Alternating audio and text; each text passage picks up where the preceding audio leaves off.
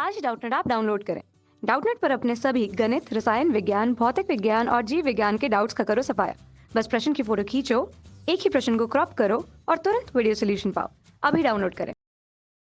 Hello friends, हमारा प्रश्न है एक संबंध r बराबर एक्स वाई, जो एक्स वाई जहाँ है वो ए समुच्चय में परिभाषित है और x का मान y से छोटा है। समुच्चय ए के अवयव है 1 2 3 4 5 पर परिभाषित है। तो संबंध r है। हमारे पास ऑप्शन है स्वतुल्य, सममित, संक्रामक और तुल्यता में संबंध की जांच करने की। संबंध किस प्रकार का?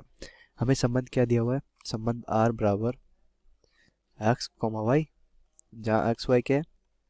एक्स वाई समुच्चय ए में परिभाषित है और x का मान y से छोटा। हमारा कथन क्या हो गया कि x का मान y से छोटा है। तो पहला देखते हैं स्वतुल्य के लिए। स्वतुल्य के लिए स्वतुल्य क्या होता है? जब कोई संबंध स्वतुल्य होगा यदि समुच्चय के प्रत्येक अवयव के लिए, माना कि समुच्चय का अवयव a है या प्रत्येक अवयव x के लिए उसमें अवयव x को x उसमें संबंध में परिभाषित हो, तो ही वो फलन जहाँ x है वो समुच्चय एक अवयव, ये प्रत्येक अवयव के लिए उस प्रकार संबंध में परिभाषित होना चाहिए। तो यहाँ देखते हैं हमारा अवयव है 1,1, तो अवयव 1 के लिए तो 1,1 अवयव में परिभाषित है कि नहीं है। यानी कि इसका मतलब क्या हो जाएगा कि कथन क्या है? x का मान y से छोटा है, यानी कि 1 का मान 1 से छोटा है, तो ये असत्य है। यानी कि हमारा अवयव 1,1 इस संबंध में परिभाषित नहीं है। इस कथन के लिए जो संबंध r बराबर एक्स वाई है इस कथन संबंध में परिभाषित नहीं है, यानी कि संबंध r स्वतुल्य नहीं है। ठीक है, तो ऑप्शन बी देखते हैं। ऑप्शन बी क्या हमारा? ऑप्शन बी हमारा सम्मित के लिए। सम्मित के लिए, ठीक है, सम्मित के लिए इसकी जांच करते हैं। कोई संबंध सम्मित होगा, संबंध माना कि कोई अवयव x को y r में परिभाषित है, तब संबंध सम्मित होगा। तब संबंध तथा x y परिभाषित है, तब संबंध सम्मित होगा। क्या होगा? संबंध सम्मित होगा यदि अवयव y x भी उस दिए गए संबंध में परिभाषित हो। तो देखते हैं हमारे जो हमारा समुच्चय में दिया हुआ है जहाँ x y क्या है? समुच्चय से संबंधित है।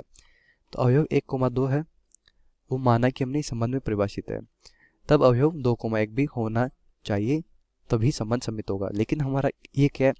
संबंध में परिभाषित है, यानी 1 का मान 2 से छोटा है, ये सत्य, यानी कि संबंध में परिभाषित है, तब 2,1 भी संबंध में परिभाषित होगा कि नहीं होगा। तो देखते हैं x का मान y से छोटा होना चाहिए, यानी कि 2 का मान 1 से छोटा होना चाहिए, जो कि सत्य नहीं है, यानी कि इस संबंध में परिभाषित नहीं है।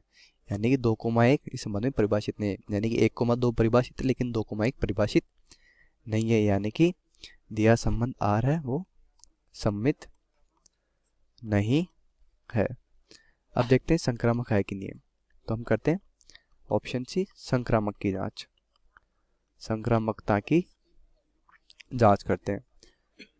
ठीक है, माना कि a, b संबंध r में परिभाषित है तथा b, c भी इस प्रकार है कि वो संबंध r में परिभाषित है। ठीक है, तब a, c भी उस संबंध r में परिभाषित होना चाहिए। अगर ये a, c भी उस संबंध r में परिभाषित है तो अवयव जो संबंध है वो संक्रामक है अथवा नहीं है। तो देखते हैं a, b माना कि माना 1,2 है, वो इस संबंध में परिभाषित है, यानी कि एक देखते हैं 1 का मान 2 से छोटा, यानी कथन सत्य तो परिभाषित है, यानी कि ये r में परिभाषित है। 2,3 इसमें भी 2 3 से छोटा, यानी कि कथन को संतुष्ट कर रहा है, यानी कि ये भी हमारे संबंध में परिभाषित है।